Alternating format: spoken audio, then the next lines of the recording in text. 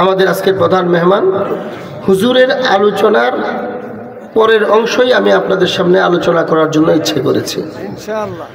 হুজুর আপনাদের সামনে যে কুরআনুল কারীমের আয়াতে কারীমা তেলাওয়াত করেছিলেন, সেই আয়াতে আল্লাহ রাব্বুল আলামিনের পক্ষ থেকে রাসূলের কাজ কি এই বিষয়ে আলোচিত হয়েছে। আল্লাহ রাব্বুল আলামিন নবী করিম আলাইহিস সালাতু ওয়াস সালামের দুনিয়াতে আসার মাকসাদ বলেছেন লিইয়ুযহিরাহু আলা দ্বীনি কুল্লি। এই আয়াতটাই হুজুর পড়েছিলেন। এই আয়াতে আল্লাহ রাব্বুল আলামিন বলেন রাসূল দুনিয়াতে আসার মাকসাদ, উদ্দেশ্য হলো দুনিয়াতে ইসলামকে, আমার না প্রতিষ্ঠানে, আচ্ছা আমি দিয়ে দিলাম, জাযাকুমুল্লাহ।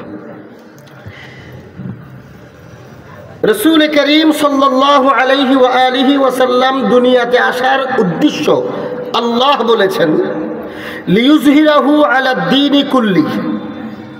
অর্থ হলো ইসলামকে সামগ্রিকভাবে প্রতিষ্ঠিত করার জন্য।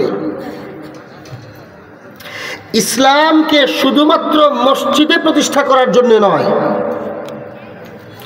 লিইয়ুযহিরাহু আলা দ্বীনি কুল্লি। দ্বীনি কুল্লি এর অর্থ হলো আদর্শ, মতবাদ, সংবিধান, চিন্তা চেতনা, রাষ্ট্রীয় সিস্টেম। দুনিয়াতে যত আছে, ধর্ম আছে, আদর্শ আছে, মতবাদ আছে, চিন্তা, দর্শন, রাষ্ট্র সিস্টেম, দুনিয়াতে যতগুলো আছে এগুলোকে ধ্বংস করার জন্য নয়। এগুলো থাকবে, ধ্বংস করা হবে না। রাসূল সমস্ত ধর্মকে ধ্বংস করার জন্য আসেন নাই, সমস্ত ধর্মের উপরে ইসলামকে প্রতিষ্ঠা করার জন্য এসেছেন। ইসলাম থাকবে সবার আগে, অন্যরা থাকবে পিছে। ইসলাম থাকবে সবার উপরে, অন্যরা থাকবে নিচে। ইসলাম হবে সম্মানিত, অন্যরা ইসলামের চেয়ে কম সম্মানিত হবে। এর অর্থ হলো লিইয়ুযহিরাহু আলা দ্বীনি কুল্লি। এর অনিবার্য আরেকটা অর্থ আছে। আমাদের বর্তমান জেনারেল রাজনৈতিক রাষ্ট্রবিজ্ঞানের ভাষায় বলা হয় ইসলামকে রাজনৈতিকভাবে, রাষ্ট্রীয়ভাবে প্রতিষ্ঠিত করার জন্য আল্লাহ তাআলা দুনিয়াতে রাসূলকে পাঠিয়েছেন। ইসলাম ব্যক্তি জীবনে প্রতিষ্ঠিত হবে, ইসলাম পরিবারে প্রতিষ্ঠিত হবে, ইসলাম সমাজে প্রতিষ্ঠিত হবে, ইসলাম রাষ্ট্রে প্রতিষ্ঠিত হবে। বিচার ব্যবস্থায় থাকবে ইসলাম, রাজনীতিতে থাকবে ইসলাম, শিক্ষা ব্যবস্থায় থাকবে ইসলাম, রাষ্ট্রে থাকবে ইসলাম।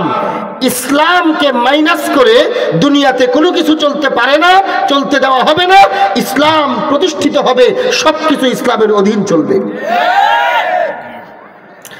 এই আয়াত হুজুর পড়েছেন লিইয়ুযহিরাহু আলা দ্বীনি কুল্লিহির অর্থ হলো এটা। হিন্দুত্ববাদকে ধ্বংস করে দেওয়া হবে না, হিন্দুত্ববাদ থাকবে, কিন্তু হিন্দুত্ববাদ ইসলামের উপরে আঙ্গুল নাড়াইতে পারবে না। শিরিক থাকবে, কিন্তু শিরিক ইসলামের উপরে মাতব্বরি করতে পারবে না। এরপরে হুজুর আলোচনা করতে গিয়ে বিগত ফেসিবাদ সরকারের আলোচনা করেছেন। আজকে 3 মাসের উপরে হয় দেশ স্বাধীন হয়েছে, এটাও হুজুর বলছেন, ঠিক না? আপনারা কি মনে করেন যে স্বাধীন হয়েছেন? কি বলেন? মনে করেন স্বাধীন হয়েছেন? আমরা 47-এ স্বাধীন হয়েছিলাম, আমরা 71-এ স্বাধীন হয়েছিলাম, আবার 24-এ স্বাধীন হয়েছি। 47-এ ইংরেজদের থেকে স্বাধীন হয়েছি। ইংরেজ যখন এই দেশে এসেছে পরিপূর্ণভাবে ইসলাম প্রতিষ্ঠিত ছিল, ইসলামী শিক্ষা ছিল, ইসলামী রাষ্ট্রনীতি ছিল, ইসলামী রাজনীতি ছিল, সমাজে ইসলাম ছিল, রাষ্ট্রে ইসলাম ছিল। ইসলামকে ধ্বংস করা হলো পরিবার, সমাজ, রাষ্ট্র, রাজনীতি সব জায়গা থেকে। 200 বছর পর ওই ইংরেজরা পরাজিত হলো। আমরা গর্বের সাথে বলি যে ইংরেজ লাল কুত্তাদেরকে এদেশ থেকে আমরা তাড়িয়েছি, আমাদের আকাবিরিনরা মেহনত করে তাড়িয়েছে। কিন্তু ইংরেজ এদেশ থেকে চলে যাওয়ার পর 47-এ আমরা স্বাধীন হয়েছি। ইংরেজ আসার আগে আমাদের পরিবার, আমাদের রাষ্ট্র, আমাদের সমাজ, আমাদের রাজনীতি, আমাদের দেশের রঞ্জে রঞ্জে ইসলাম ছিল। ইংরেজ যাওয়ার পরে ইসলাম আর আসে নাই, তাহলে ইংরেজদের থেকে আমরা স্বাধীন কিভাবে হইলাম? আমি একটা উদাহরণ দিই।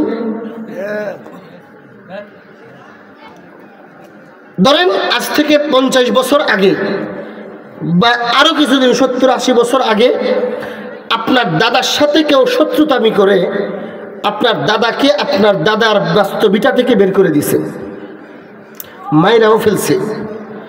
আপনার দাদি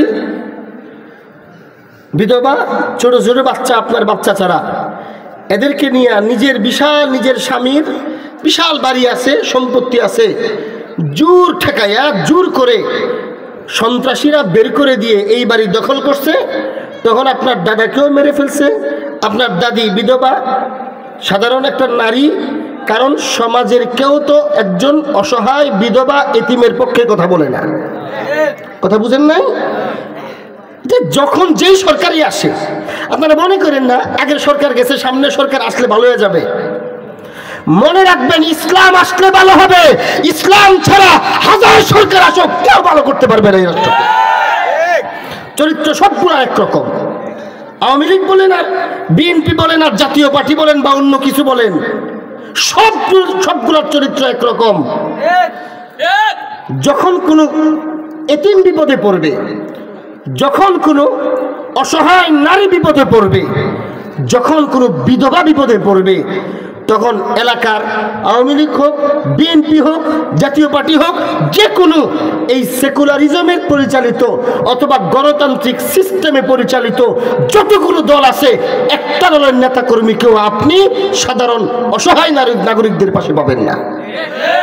যার টাকা আছে, যার ক্ষমতা আছে, যার চেয়ার আছে, দেখবেন বিচার আচার সব তার পক্ষে যায়। এটাই সিস্টেম। তো আপনার দাদি কি করবে? অসহায় মানুষ, আপনার বাচ্চা ছোট মানুষ, এদেরকে নিয়ে বাপের বাড়িতে চলে গেছে।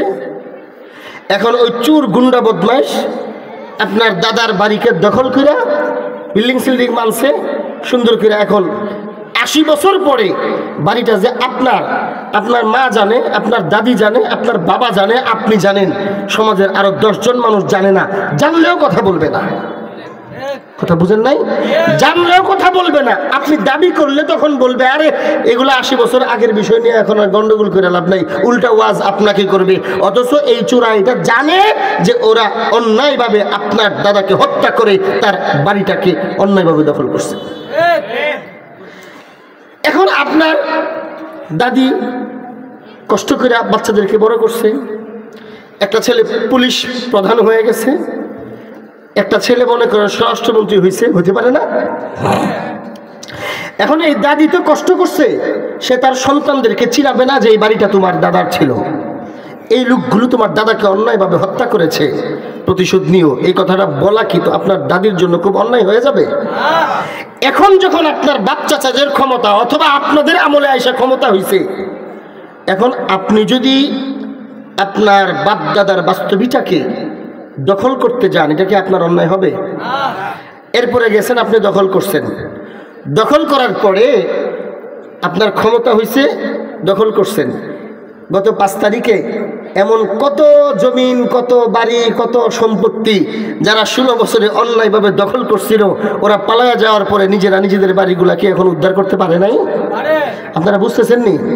মনে রাখবেন, আমি সবসময় বলি কোরআন সুন্নাহর আলোকে কথাগুলো দেখেন। কোরআন শরীফ নাজিল হয়েছে 1500 বছর 1450 বছর আগে। হ্যাঁ, এখন কোরআনের মুজিজা হইল এই কোরআনকে যে যখন পাঠ করবে, কোরআনের আয়াত, কোরআনের নির্দেশনা, কোরআনের বর্ণনা ওই সময়ের জন্য প্রাসঙ্গিক হবে। 1400 বছর আগের নির্দেশনা দিয়ে আমি কি করবো, আপনি কি করবেন? বুঝবেন? যদি 1400 বছর আগের ঘটনাই বলে, এখনকার সাথে কোনো যোগসূত্র নাই, তাহলে পুরাণ কিতাব দিয়ে আমি কি করবো? যেই প্রশ্নটা অনেক নাস্তিকরা করে, এই কোরআন 1500 বছর আগের কিতাব। এই কিতাব দিয়ে আমি কি করব? এই কিতাব দিয়ে আমি এজন্যই করব, এই কিতাবের একটা মুজিজা হলো এটা।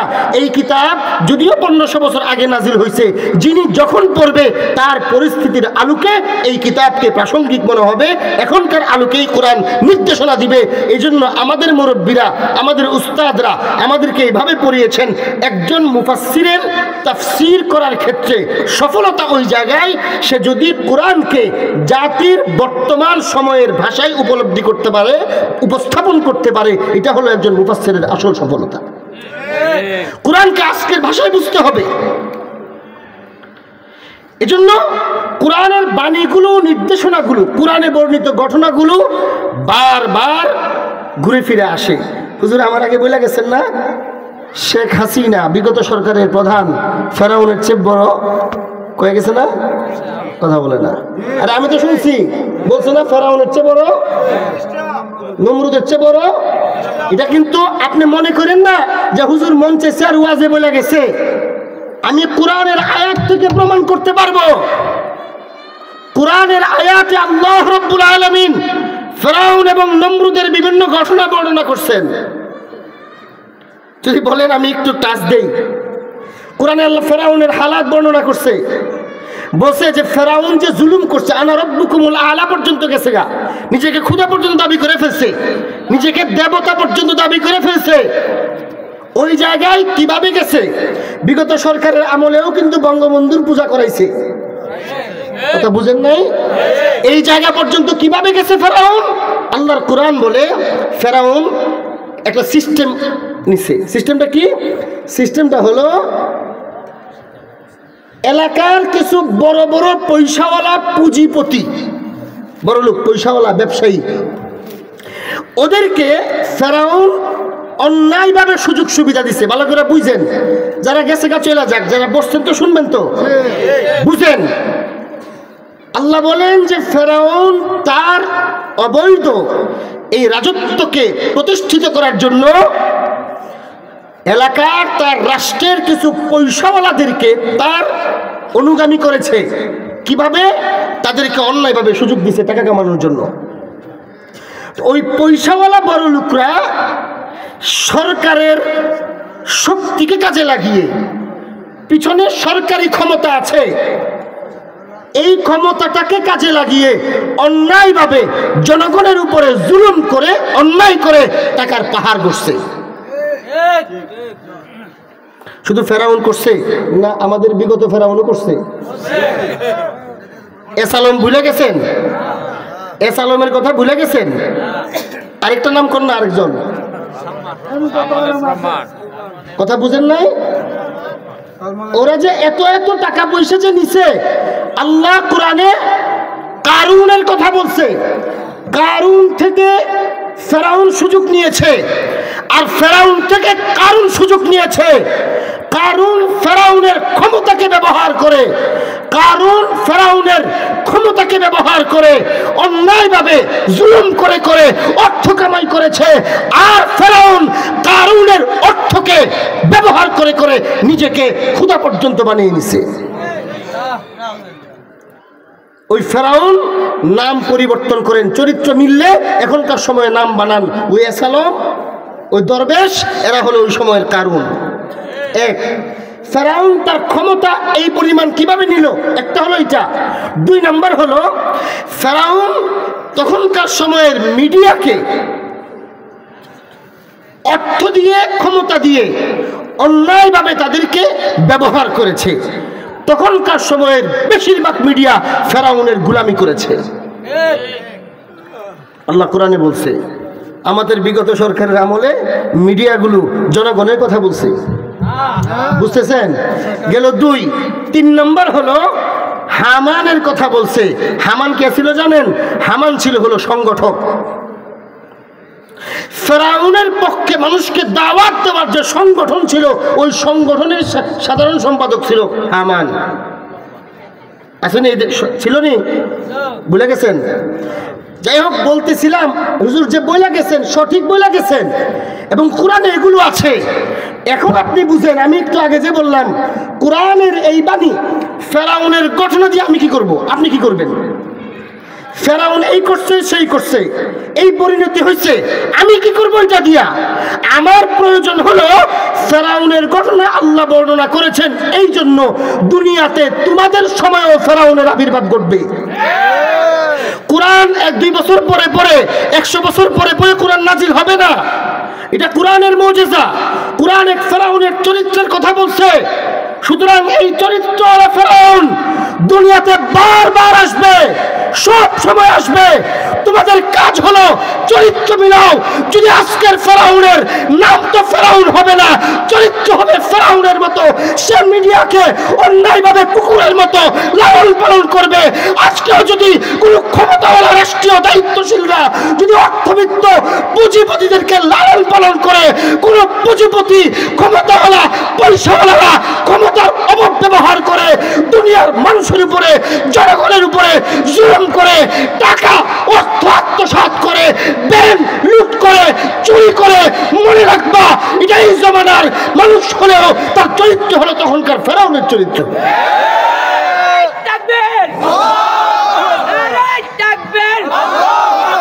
ইসলামের শত্রুরা, ইসলামের শত্রুরা,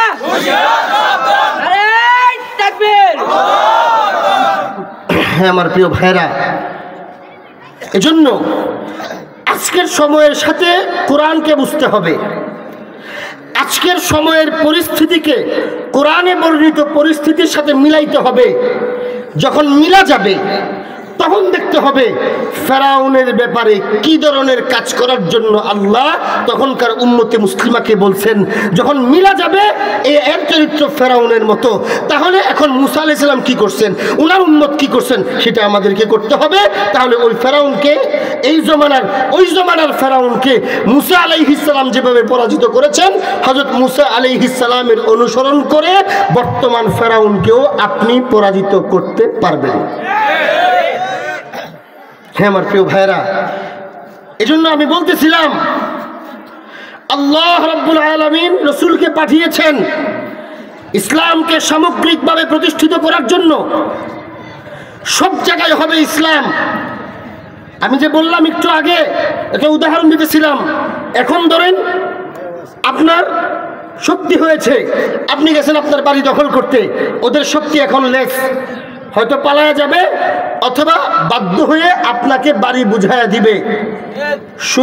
গত আমাদের 5 আগস্টে পরাজয় হয়েছে, পালায়া গেছে। আর 71-এর পরাজয় ছিল, ওরা পালায়া যায় নাই, আমাদের সাথে সংলাপের মাধ্যমে রাষ্ট্র আমাদেরকে বুঝাইয়া দিয়ে গেছে। তখন সেখানে আমি বলতে চাই যে আপনি যখন বাড়িটা দখল করতে যাবেন, আপনার বাবাকে যে হত্যা করেছে আপনার দাদাকে, সে এখন আপনাকে বলে বাজান বসো, তোমরা তো ছোট মানুষ, তোমার দাদার আমলের মানুষ আমরা, আচ্ছা ঠিক আছে তোমার দাদার সাথে একটা গন্ডগোল ছিল, এখন বসো, আলোচনা করি, কথা বলি, সমস্যার সমাধান করি। হ্যাঁ, না না না, সমস্যার সমাধান করি। কি সমস্যা, বসেন। এখন বসার পরে ও আপনাকে বলে আচ্ছা ঠিক আছে বাড়ি তোমাদেরকে বুঝাই দিতেছি, কিন্তু এই বাড়িটাকে কোনো পরিবর্তন করতে পারবা না, আমরা যেভাবে করছি এইভাবে ঠিক থাকবে। কি বলে যে দেখো এটা গেট এদিক দিয়ে হবে না ওই দিক দিয়ে হবে, এটা আমরা যে দিকটা দিচ্ছি এদিকেই থাকবে, গেট ওই দিকটা দিতে পারবা না, এই জানালাটা এমনিই থাকবে, ডেকোরেশন এমনিই থাকবে, বাথরুমগুলো যেমনি বানাইছে এমনিই থাকবে, পরিবর্তন করতে পারবা না। এই কথা যখন ওরা আপনাকে বলবে তখন আপনার জবাবটা কি হবে বলেন তো? কথা বুঝেন নাই? আরে বাবা, আমার জিনিস তুমি যে 80 বছর জবরদখল করেছো, এর জবাব আগে দাও তুমি। আমার দাদার সম্পত্তি, আমি সেটা দিয়ে কি করবো আমি বুঝবো, আমি রাখবো না ফেলা দিব, আমি কি সিস্টেমে চালাবো আমি বুঝবো। তুমি কে আমার ঘরে আমার বাড়িতে এসে কথা বলার? তুমি কে? এটাই তো যুক্তির কথা। ইংরেজ দেশ থেকে যাওয়ার সময় 47-এ তারা আমাদের তখনকার সময়ের রাজনীতিবিদদের সাথে কথা বলতে বসছে, বলো আমরা চলে গেলে রাষ্ট্র কেমনে চালাইবা?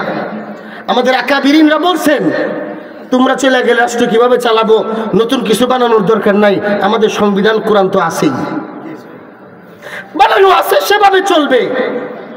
ওরা এটা নিয়ে অনেক ঝগড়া করেছে এবং এরপরে ইংরেজ চলে গিয়েছে, পুরো ভারত দুটা ভাগ ওরা করেছে। যেহেতু আমাদের আকাবিরিনরা কোরআন ছাড়া রাষ্ট্র চালাইতে রাজি ছিলেন না, তোমরা আমাদের হাত থেকে রাষ্ট্র দিছো, আমাদের হাতে রাষ্ট্র দিবা। তোমরা এই দেশে অন্যায়ভাবে আসার আগে এই দেশে যে ইসলাম ছিল তোমরা চলে যাওয়ার পরে ওইটাই থাকবে, এখানে প্রশ্ন করার কোনো দরকার নাই। ওরা প্রশ্ন করেছে, পরিস্থিতি ঘোলাটে করেছে, দেশের জনগণকে খেপায়া দিছে, অমুসলিমদেরকে খেপায়া দিছে, গন্ডগোল হয়েছে, যার ফলশ্রুতিতে দুই রাষ্ট্র হইল, পাকিস্তান হইল, ভারত হইল। পাকিস্তান হবে পূর্ণাঙ্গ ইসলাম অনুযায়ী। ইংরেজদের সাথে লিখিত চুক্তি ছিল এটা, পাকিস্তান হবে পূর্ণাঙ্গ ইসলাম, ভারত হবে সেকুলারিজম, সেখানে কোনো ধর্মভিত্তিক রাষ্ট্র থাকবে না, আর পাকিস্তান হবে পরিপূর্ণভাবে ইসলামী রাষ্ট্র। সেই পাকিস্তানের দুটো অংশ হবে, একটা পূর্ব পাকিস্তান, একটা পশ্চিম পাকিস্তান। পশ্চিম পাকিস্তান বর্তমান পাকিস্তান, আর পূর্ব পাকিস্তান বর্তমান বাংলাদেশ।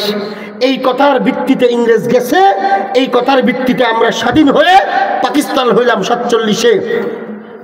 এরপরে পাকিস্তানের সাথে আবার আমাদের বোঝাপড়া হইল না, বিশেষ করে আমাদের এই দেশের মৌলিক শত্রু হিন্দুত্ববাদ আর ভারতের শয়তানরা, ওরাই ভিতরে ভিতরে গন্ডগোল লাগাইয়া পাকিস্তানের সাথে বাংলাদেশের যুদ্ধ বাধাইল, যুদ্ধ হইল, স্বাধীন হইলাম 71-এ আরেকবার।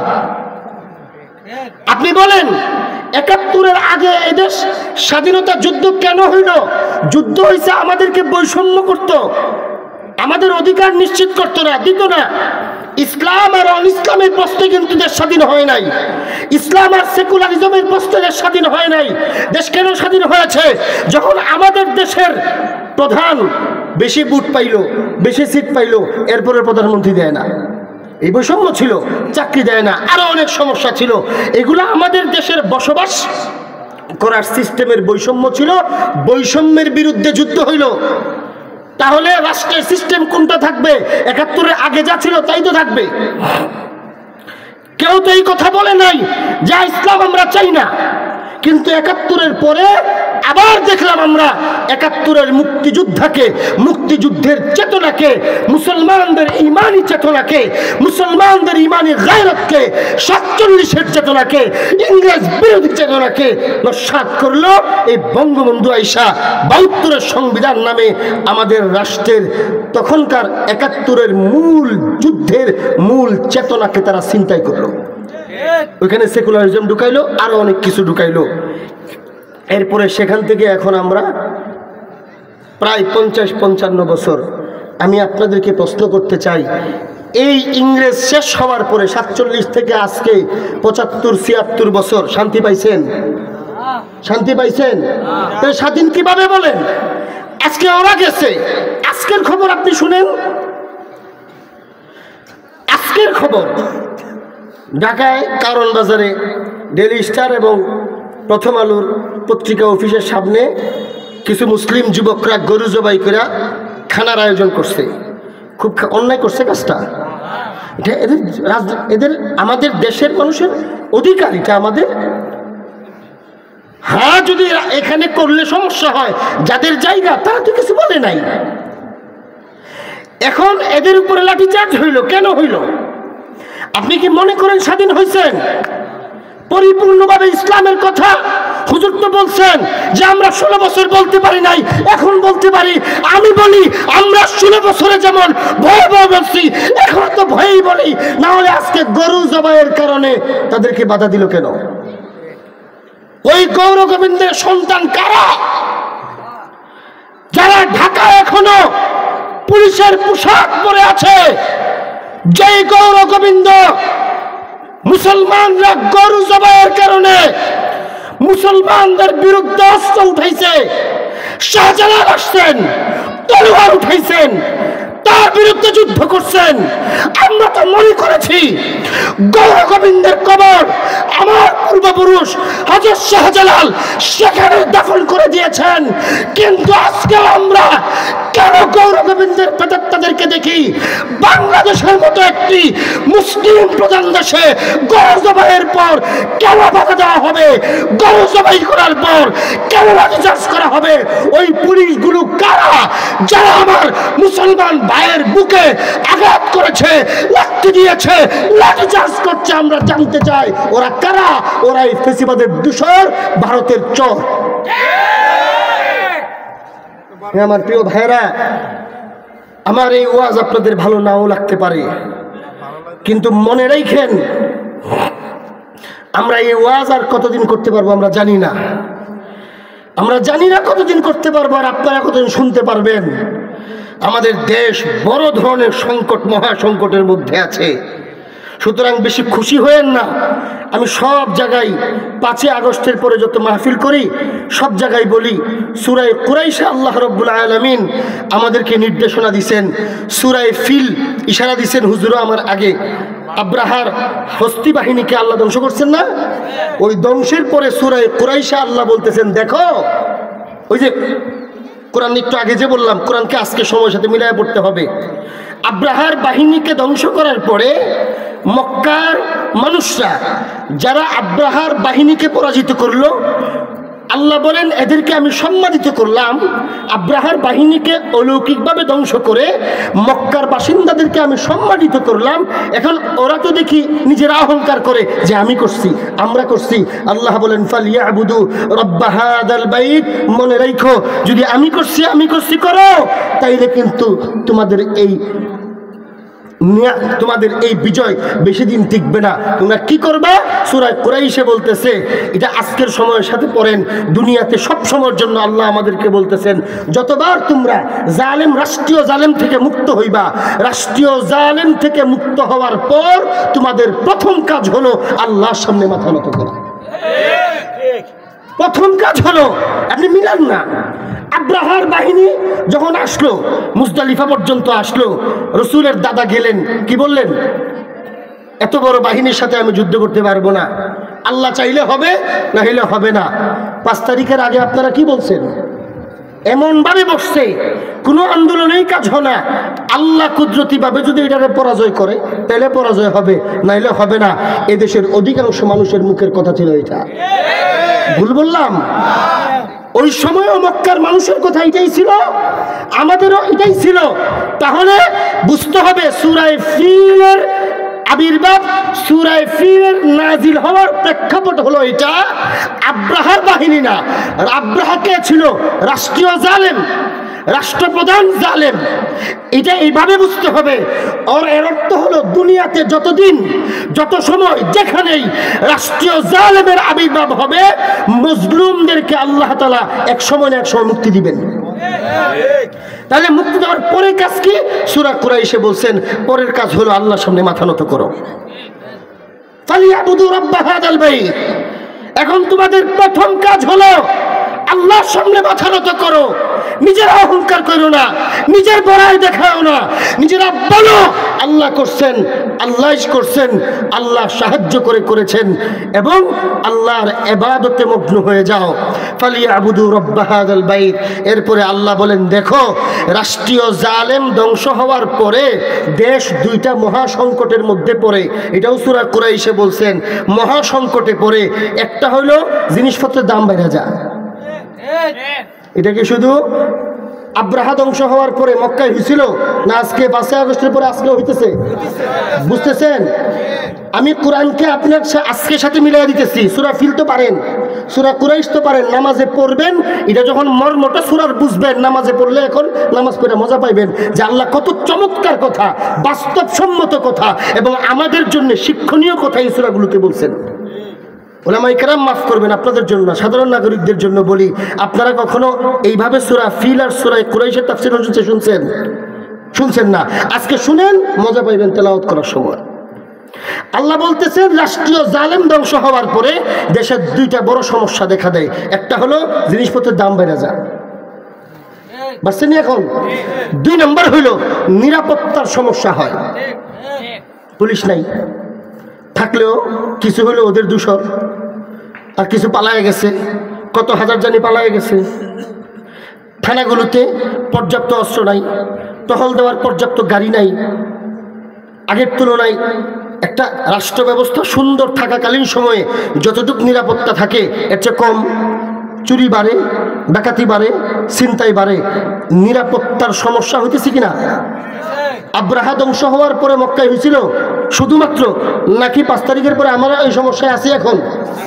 আল্লাহ বলেন সূরা কুরাইশে বলতেছেন এই দুইটা সমস্যা হয়। আল্লাহ বলেন এই দুই সমস্যার সমাধান হইল ফালিয়াবুদু রাব্ব হাযাল বাইত। জালেমকে তো ধ্বংস করেই দিছি, এখন তো জালেম নাই, এখন সব সুন্দর হবে। ওই জালেম তো কারুনের দল লালন পালন করে ব্যাংক লুট করেই ফেলছে, হামানের দলকে লালন পালন করে মানুষকে জিম্মি করেই রাখছে, দেশ তো ধ্বংস করেই দিছে, টাকা পয়সা তো পাচার করেই দিছে, দেশ তো মহা সংকটে। আল্লাহ বলেন এখন তো জালেম নাই, এখন আর সংকট বাড়বে না, তবে স্বাভাবিক অবস্থা যে থমকে গেছে এই জন্য দ্রব্যমূল্য ঊর্ধ্বগতি হবে, জিনিসের দাম বাড়বে, অস্থিতিশীল পরিস্থিতি তৈরি হবে, নিরাপত্তা বিঘ্নিত হবে, সমস্যা হবে। তবে এই সমস্যা বেশি দিন থাকবে না। ফালিয়াবুদু রাব্ব হাযাল বাইত, তোমাদের কাজ হলো ইবাদত বাড়ায় দাও, ঈমান রাখো, আল্লাহর উপরে ভরসা রাখো, নামাজে মন দাও, জিকিরে মন দাও, দুরূদ শরীফে মন দাও, সকাল সন্ধ্যার আমল করো, নিজেরা মেহনত করো, কামাই রোজগার করো, ভালো করে করো, রমজানের রোজা সুন্দর করে রাখো, আলেমদের কাছে যাও, জিকির আজকারে মগ্ন হও এবং ব্যবসা বাণিজ্য সুন্দরভাবে করো, মানুষকে ঠকাও না। পরে সূরা মাউনে বলছেন মানুষকে ঠকাও না, এতিমদের দেখাশোনা করো, মানুষকে সাধারণ নাগরিক যারা দরিদ্র ওদের দেখাশোনা করো, এরকম নিজের নিজেরা মিলামিলা চলো, সুন্দর গুণগুলো তোমাদের মধ্যে রাখো, ইবাদত করো। ফালিয়াবুদু রাব্ব হাযাল বাইত আল্লাযী আত'আমাহুম মিন জু'ইন ওয়া আমানাহুম মিন খাউফ। আল্লাহ বলেন এখন যদি তোমরা রাষ্ট্রীয় জালেম চলে গেছে, তোমাদের বড় কোনো বিপদ আর এখন নাই, এখন তোমাদের কাজ সব সুন্দরভাবে করতে থাকো, নিজের দুনিয়াবি দায়িত্ব পালন করো, চাকরি ব্যবসা হালালভাবে করো এবং সাথে সাথে আল্লাহর ইবাদতে মগ্ন হও, জিকির আজকারে মন দাও, ইবাদতে মন দাও, আলেমদের সাথে সম্পর্ক রাখো, রাসূলের উপরে দুরূদ পড়ো, সব সুন্দরভাবে চালাও। যদি এইভাবে চলতে থাকো তাহলে আল্লাহ তাআলা তোমাদেরকে দ্রব্যমূল্য সাধারণ করে দিবেন, দ্রব্যমূল্য ক্রয় ক্ষমতার ভিতরে এনে দিবেন, সাধারণ ক্রয় ক্ষমতার মধ্যে চলে আসবে এবং তোমাদের নিরাপত্তাহীনতার যে ভয় সেটাও থাকবে না। আল্লাযী আত'আমাহুম মিন জু'ইন ওয়া আমানাহুম মিন খাউফ, এর অর্থ হলো আল্লাহ বলতেছেন ফালিয়াবুদু রাব্ব হাযাল বাইত। ওই আমল যদি তুমি করো তো আল্লাহ তাআলা আল্লাহ যেইভাবে জালেমদেরকে ধ্বংস করছেন তোমরা কল্পনাও করতে পারো নাই এই জালেম কিভাবে ধ্বংস হবে। সমাজের রন্ধ্রে রন্ধ্রে এই লীগের সাধারণ কুত্তারা ছিল, যার কারণে কেউ কথা বলতে পারতো না, না মসজিদে না বাহিরে, না মুসলমানরা না মুসলমানরা, না মাদ্রাসা মসজিদে না সাধারণ নাগরিকরা। এমন একটা ভীতিকর পরিস্থিতি, তোমরা মনে করেছো এই জালেমদেরকে ধ্বংস করা সম্ভব না। আল্লাহ অলৌকিকভাবে যেভাবে ধ্বংস করেছেন আজকেও তোমরা মনে করতেছো দ্রব্যমূল্য সাধারণ হবে না, নিচে আসবে না, ক্রয় ক্ষমতার ভিতরে আসবে না। না না, এমনটা মনে করো না, সব কিছুর ক্ষমতা আল্লাহর হাতে।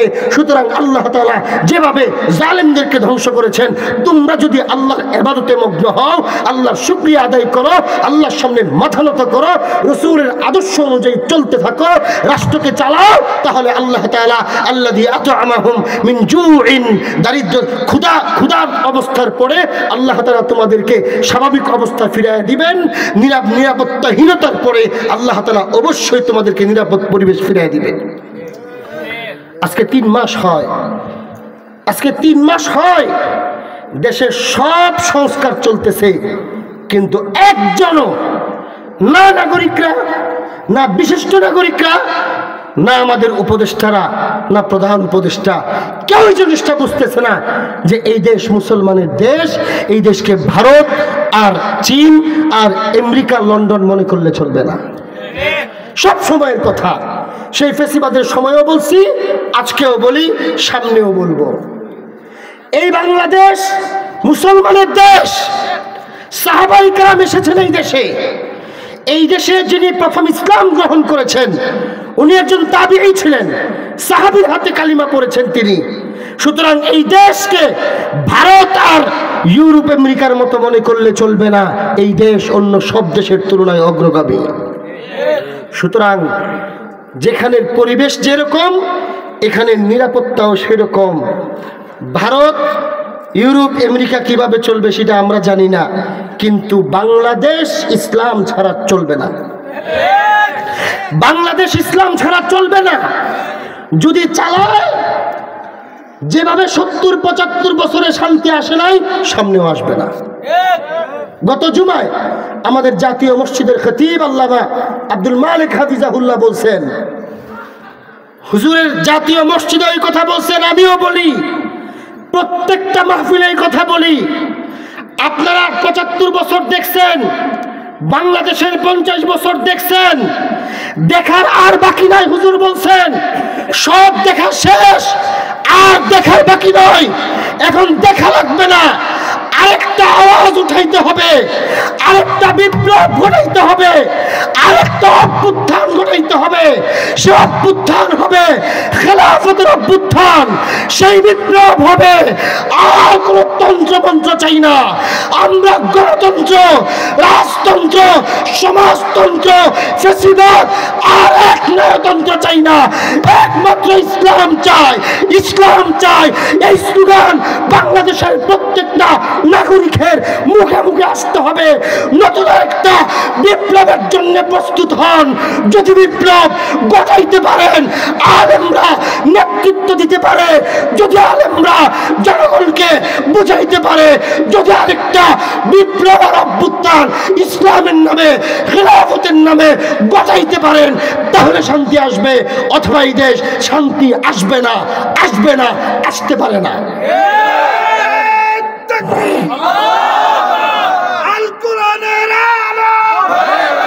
আলাউদ্দিন আইএমসি মিডিয়া কুরআন হাদিসের কথা বলে, সত্যের দিকে আহ্বান করে। Alauddin IMC media.